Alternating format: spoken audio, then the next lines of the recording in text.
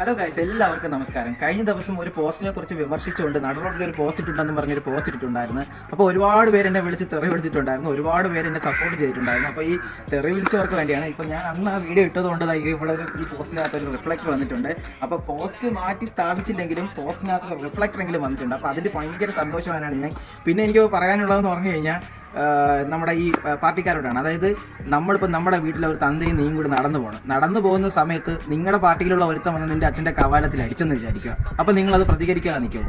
നമുക്ക് നാവ് തന്നിക്കുന്നത് പ്രതിമയായിട്ട് ഇരിക്കാനല്ല, പ്രതികരിക്കാനാണ്. പ്രതികരിച്ചാൽ മാത്രമേ ഇതുപോലുള്ള സംവിധാനങ്ങൾ പിന്നെയും നമ്മുടെ ഇതിലോട്ട് മുന്നോട്ട് വരത്തുള്ളൂ. നമ്മൾ പ്രതികരിക്കാതെ ഇങ്ങനെ ഇരുന്ന് കഴിഞ്ഞാൽ ഈ റിഫ്ലക്ടർ പോലും വരില്ല. പക്ഷേ പിറ്റേ ദിവസം തന്നെ ഇവിടെ വന്ന് കൊണ്ടുവന്ന റിഫ്ലക്ടർ വെച്ചെന്നാണ് അറിഞ്ഞത്. അപ്പോൾ അതുകൊണ്ട് ഞാൻ ഭയങ്കര സന്തോഷവാനാണ്. അപ്പോൾ ഇനിയും ഞാൻ ഇതുപോലെ എന്തെങ്കിലും കണ്ടു കഴിഞ്ഞാൽ പ്രതികരിക്കും. ഞാൻ ആർക്കും വേണ്ടി ഒരു പാർട്ടിക്കാരനല്ല, ഒരു പാർട്ടിയിൽ നിൽക്കാനും ആഗ്രഹിക്കുന്നില്ല, ആർക്കും വേണ്ടി സപ്പോർട്ട് ചെയ്യാനും ഞാൻ ആഗ്രഹിക്കുന്നില്ല. പക്ഷെ ഞാൻ എനിക്ക് പറയാനുള്ളത് പറഞ്ഞു, അത്ര മാത്രമേ ഉള്ളൂ.